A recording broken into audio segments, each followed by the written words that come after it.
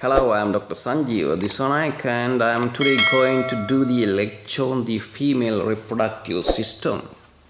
The main internal organ include two ovaries, two oviducts, that is also called fallopian tubes, and the uterus and the vagina. A uterus, also called womb, it is a thick pear-shaped chamber, 7.5 cm long and the 5 cm diameter, and weight is around 30 to 40 grams. That have a muscular wall that consists of smooth muscles that allow expansion during pregnancy to accommodate the fetus. There are mainly three layers. The outermost, there's an incomplete layer, is called perimetrium, and the next layer we call myometrium, that is consists of smooth muscles. Then the inner lining we call endometrium, that is highly vascularized layer. The distal end of the uterus narrowed, we call the neck, or the cervix, that is open into the vagina. The upper part we call the fundus. Let's discuss the endometrium. This is the innermost layer, the important layer that have two layers, functional layer and the basal layer. Basal layer is close to the myometrium. The structure is relatively constant, that contain terminal branches of the tubular gland. Then the functional layer, that is the important layer, that is close to the uterine cavity and undergoes cyclical changes under the sex hormones that contain numerous glands. You can see the picture of the section of the uterine wall.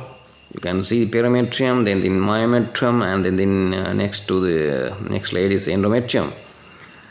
And you can see the arteries that penetrate the myometrium and finally reach the endometrial tissues. This is the picture again. You can see the uterus, uterine cavity, and the fundus, uterine body, and the cervix that open into the vagina. This is again a picture. You can see the uterus, ligaments.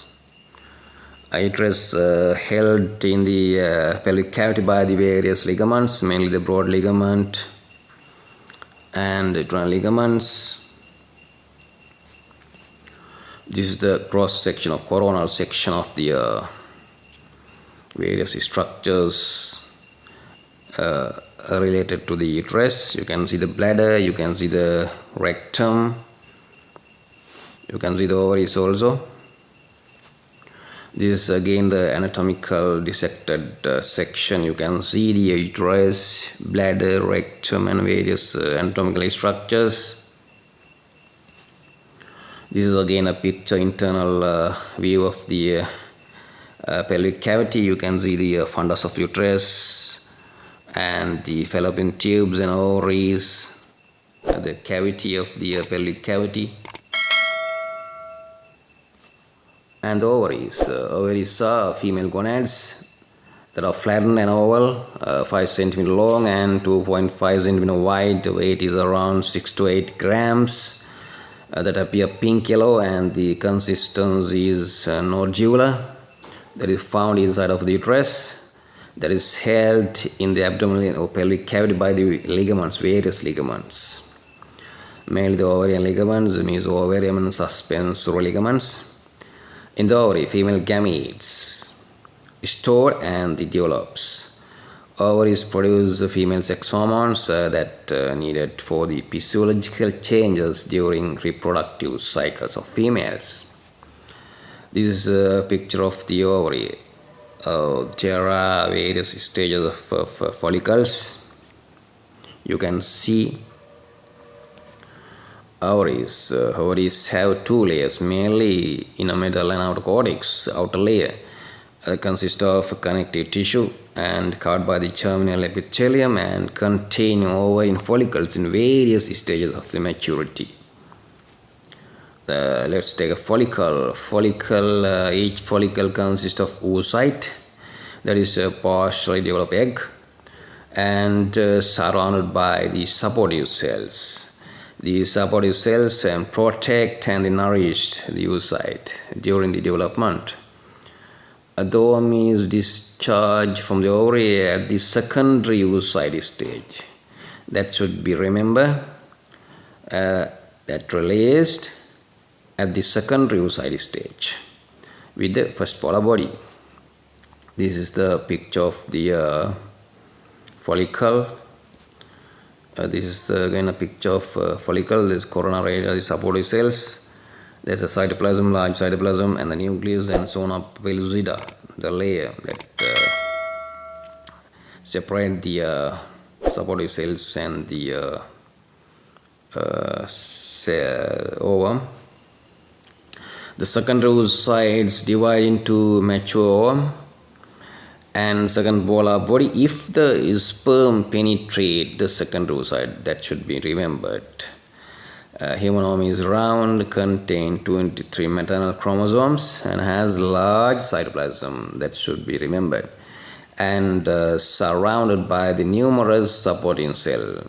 Is surrounded by numerous supporting cells. There's a clear membrane between plasma membrane of ovum and the supporting cells.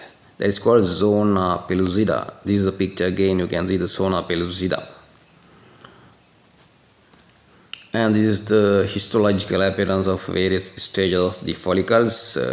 Just to see the structure. And in the again a picture, you can see the ovulation. The ovulation occurred secondary oocyte stage, and there are various stages of follicles. I will explain this process in my next lecture. So at the moment, just remember these names and things. And let's discuss the oviduct or the fallopian tubes that is extend from the uterus towards the ovary. A part of fluid that connect the uterus is called isthmus, and there is a funnel-like opening at the ovary. This funnel-like structure we call the ampulla. In the ampulla, there are finger-like projections we call fimbriae. And the dimensions of the tube is vary along this length. The thinnest near the uterus, it has a human hair.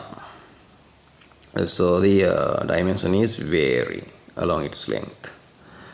And after ovulation, cilia on the inner epithelial lining of the tube help to collect the egg by drawing fluids from the body cavity into the oviduct. There's a wave-like movement of the cilia, and that help to convey the eggs down to the oviduct to the uterus. So this cilia movement is very important to transfer these eggs to the uterus, towards the uterus. This is again a picture. You can see the uterus, oviduct or the fallopian tubes. You can see in the fallopian tubes, you can see the fimbriae and ampulla, and you can also see the ovaries. The ovaries are connected by the ovarian ligament, and also there's a broad ligament connected to each other.